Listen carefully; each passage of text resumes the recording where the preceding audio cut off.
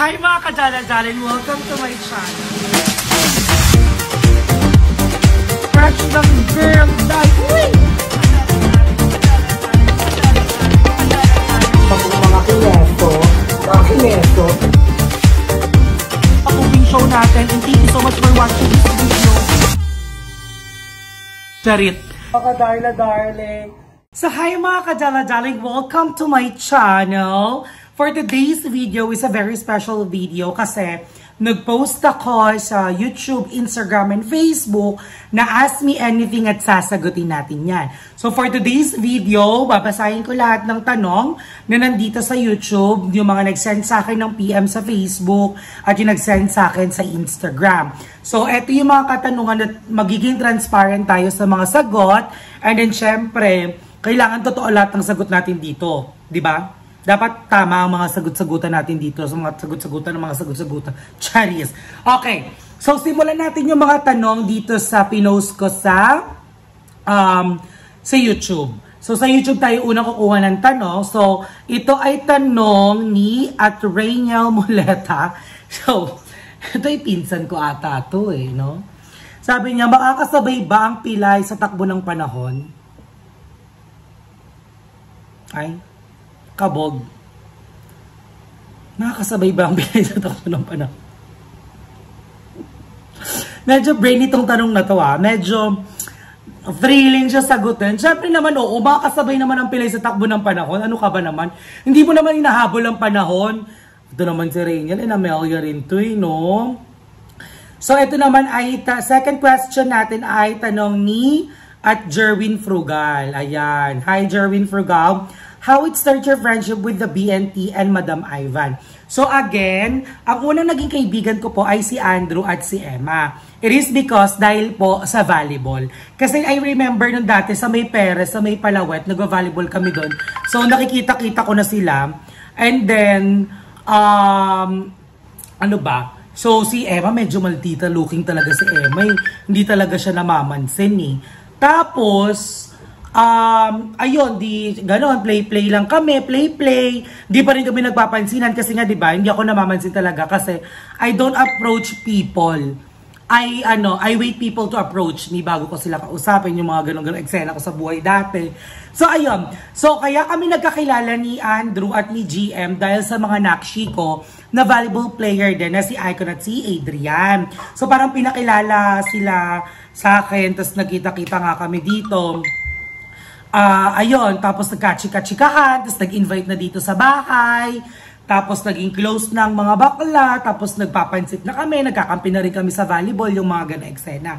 Kay Madam Ivan naman, nakilala ko si Madam Ivan dahil sa BNT. Nung pumunta na siya sa BNT house or pumunta ako sa bahay ni Madam Ivan, kasama ang mga BNT noon. Yun, ganon. Okay. Eto, lagi itong tanong. Ilang taon ka na, anong work mo if wala ka ba balak mag-work?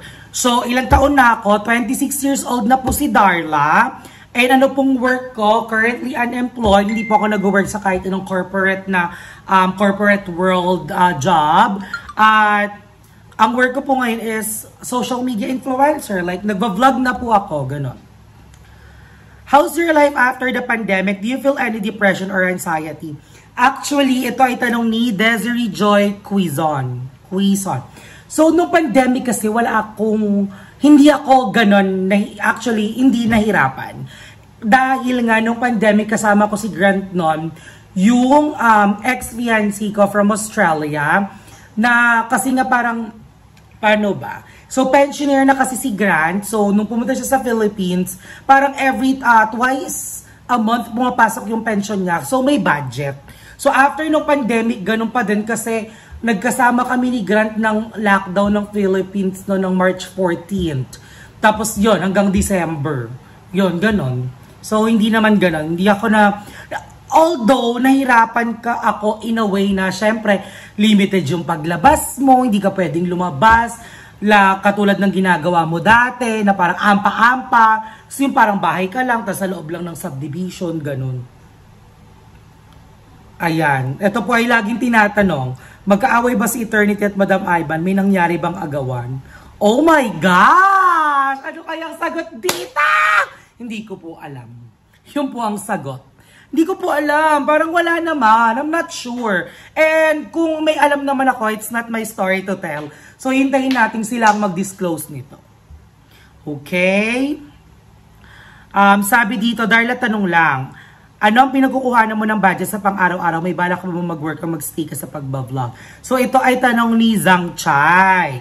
So, yun, may mga fairy godmother and father tayo nagpapadala sa atin para magluto.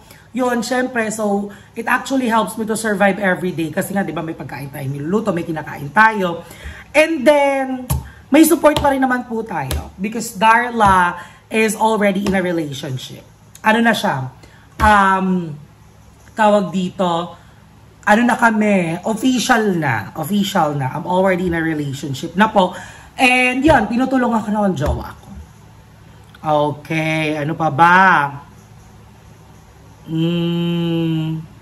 And then regarding may balak ka pa ba? Actually, may balak talaga ako mag-work pa.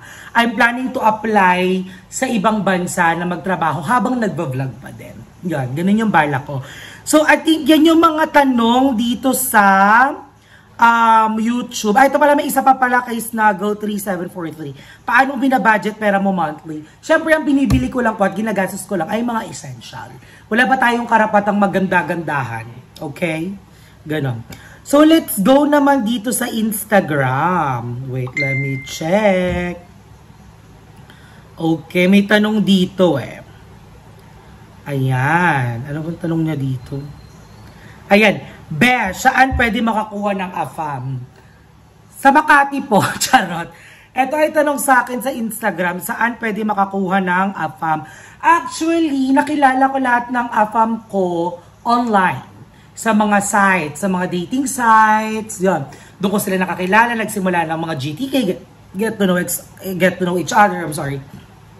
Tapos yun, chat-chat, tapos magugulat ka na lang, mag-work na yung relationship, tapos ayun, magiging kayo na, and then magkikita na kayo, yun na lang hinihintay ko, di ba? Syempre. So ayun, tiyagaan, mag-download ka lang ng mga application, like, yung mga app na talaga, mga dating application, tapos mga dating sites, and then doon makakatagpo ka na ng AFAM ng buhay mo. So, ayan, let's see another question here. Ayan, ala, ang dami na pala. Ni-refresh ko lang siya, biglang dumami yung tanong. So, eto, ano pa ba yung mga hindi ko nababasa dito? Do you have a plan to go back sa BPO? Actually, hindi muna po ako babalik sa BPO. Parang resign ko lang po sa BPO. So, ayun, sorry mga ka-Darla darlings ko dahil may sumisigaw sa labas at tropa na kapitbahay natin. So, ayun yung tanong na sinasagot ko. Do you have a plan to go back sa BPO? So, wala pa po. Kasi kaka-resign ko lang. Siguro mag-1 year pa lang ako nung nag-resign ako sa BPO and may hangover pa ako. Working in a BPO company ay hindi talaga siya madali. It's a lot of stress. Dun actually na-form yung anxiety ko that turns into depression na din. Kasi mahirap. I remember nung nasa training ako, syempre training, so una hindi pa kami nag-headset nun eh.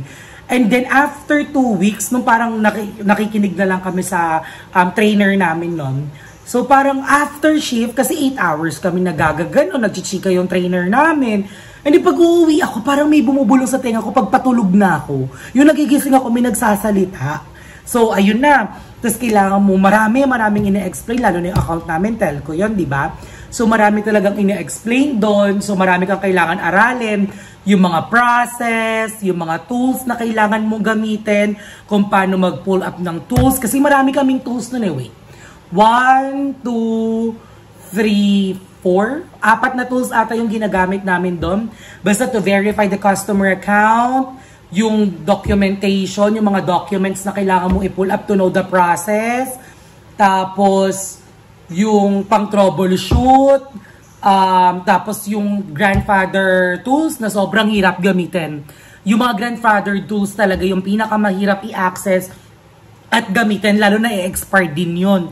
So, haggard. Tapos, iba yung pag-verify ng account doon. Isa yun sa pinakamahirap gamitin na tools talaga. And yun, dun sa account namin na yun. So, parang may hangover pa ako doon. Tapos, syempre, di ba, kailangan mong maging matatag dahil baliktad yung oras mo that you're working kasi in a different hours you're working at night. And then, syempre yung body clock mo, kailangan mong baguhin yun. Kasi nag-apply ka naman, is normal yung body clock mo. Natutulog ka ng gabi, nagigising ka ng umaga. So, ang nangyari nun, actually, ang galing, ang bilis. Kasi nung nag-apply ako at natanggap ako nun, ang orientation namin nag-start siya ng 9 p.m. 10, 11, 12, 1, 2, 3, 4, 5, 6. So, 6 natapos from 9 p.m. to 6 a.m. So, dun pala, actually, ngayon ko lang na-realize yun, lately na lang, na parang, kaya pala ganun yung ginawang oras ng orientation namin para mag-iba yung body clock namin. So, dun na nila sinimulan, na para masanay ka na kasi nga magna-night shift ka. Ganun. Nag-orientation kami. Tapos, syempre, yung minsan, ano ka talaga ng schedule na sobrang alanganin na mahihirapan ka talagang mag-commute, papusok ng work, pauwi ng work. So, yun talaga, marami. Pero, actually, nagpe-pace off yun talaga kapag sahuran na. Kasi maayos talaga ang sahod ng mga call center agent, especially nung nasa production na ako. So, sa training kasi ano lang yan mga basic payment lang yan So, as a starter,